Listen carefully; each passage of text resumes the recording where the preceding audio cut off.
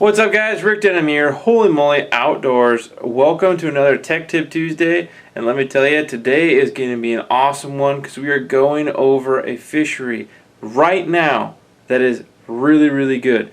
For you guys that have smaller boats, this is a perfect opportunity to get out on the Puget Sound, get yourself some nice coho salmon, because we're talking a resident coho and how to catch these guys out here on the Sound. Stay tuned.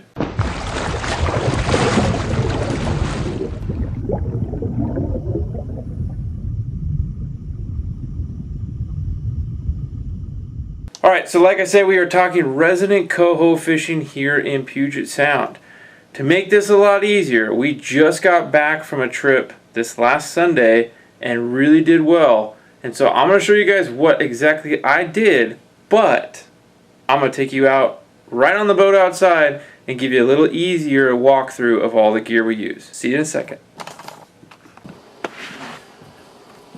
Alright guys, so we're going to run down through all the gear that you will need to be successful at these resident coho. We'll start with the rods. Many of you always know exactly what I'm throwing. It's Velocity and happens to be my all-around favorite. This is the Velocity Salmon Xtreme Series 902 medium light. It is the perfect rod for not only just these resident coho, but really all my salmon needs in the saltwater. So it has a great action to really fight these fish, gives you a lot of play. Pair it up with a Shimano TR-100. This is just a nice little saltwater reel. Have to re-spool the line on this one after last weekend's trip, but it really does a job. 20-pound test is really all you need, and you're fishing. One thing that I do to make it easier on myself on the terminal end is that I put 2 beads as a bumper and a good high quality snap. That snap swivel will help me with my flashers that I use. So I make sure that I have a good high quality bearing swivel to eliminate line twist.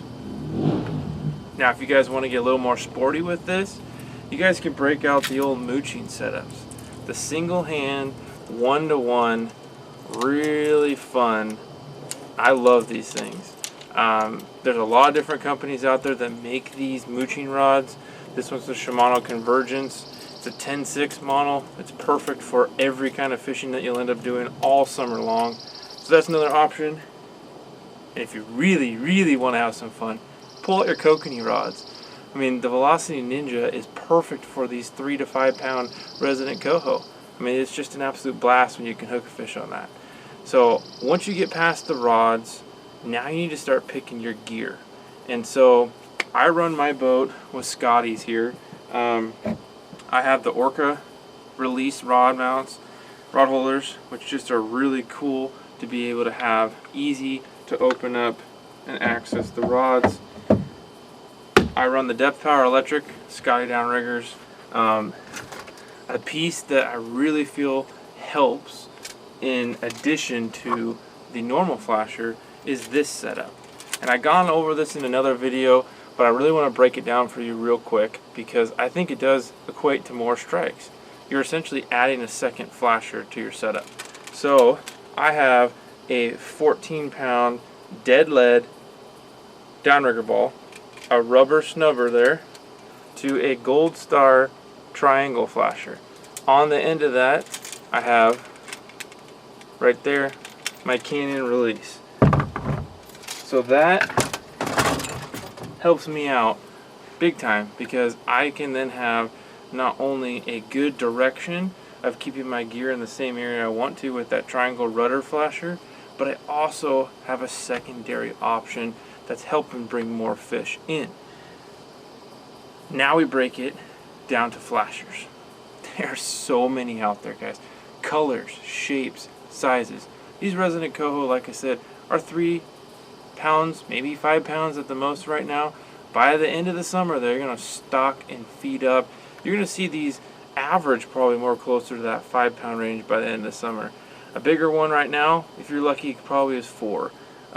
So you can use your typical flashers. Here's a Dick Nite one, really works well, but you don't have to go that big. You can downsize it. This is an 11-inch. You could go to the 8-inch, which is probably about there. You can even go smaller. You can use kokanee flashers. You can do a lot of different things, and that's what's the fun with this fishery, is these fish will hit typical coho gear, and you will be able to have an absolute blast. So I break it down to just a couple rigs, because reality is you only need one, but who doesn't like to just experiment a little bit, see what doesn't work. So one of them works really well for me in the last trip outing is this guy. So this is a custom taped one that I did. It's a Gibbs Flasher, but I got an old goat lure. This is a OG2 on the 2.8-inch size in the lime green. It was really well early on in the morning for us, so that is one setup that I really like to run. Something that's going to have a lot of action by itself. So I run this leader at about 40 inches because this lure is going to wiggle and all that stuff by it. So you don't need to have it super close, but that is a great rigging for that. Another one that worked well for us, this flasher here, the Purple Onion. And it's got one of my custom Holy Moly spoons there, our little baby herring size. Because these fish are feeding on smaller bait, it's a perfect way to match the hatch. Again, about 36, 42 inches on your leader. That is a great rigging. If you also want something that does really well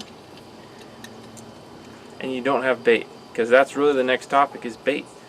It's so successful for coho fishing to have a squid or a hoochie tipped with a strip of herring.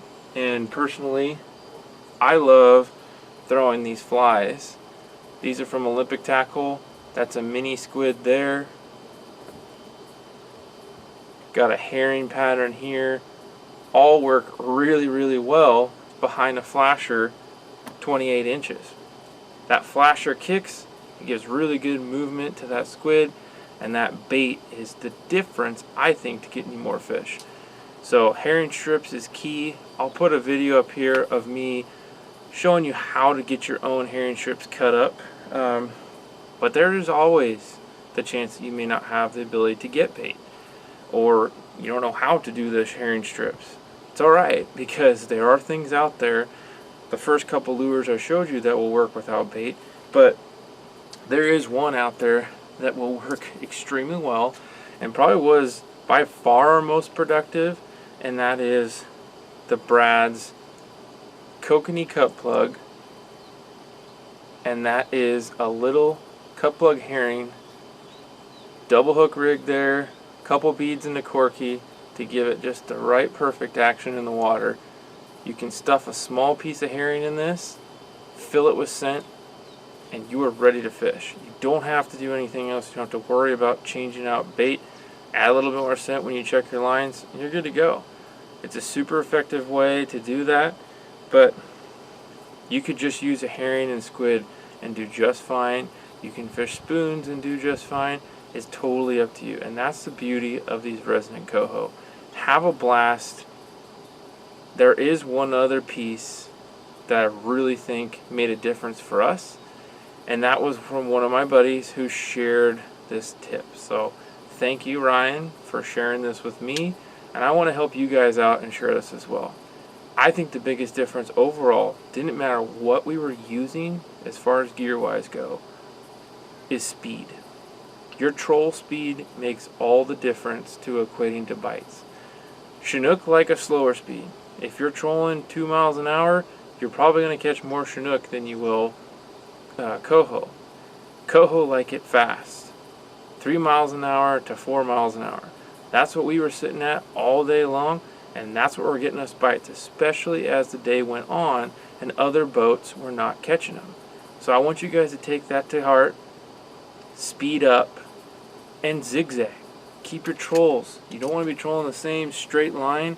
Those fish are going to be following your gear. and that's what's going to make a huge difference. I really hope this helps you guys out tonight and really gets you ready for the weekend coming up to go enjoy this awesome fishery. It's just starting, and it's going to be great all summer long.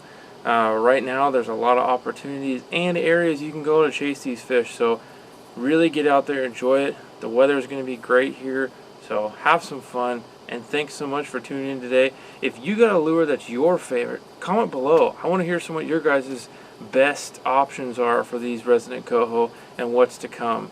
So comment below, give us a thumbs up. There's going to be a lot more videos coming soon, so stay tuned. We can't wait to see you on the water. Take care, guys, and fish on!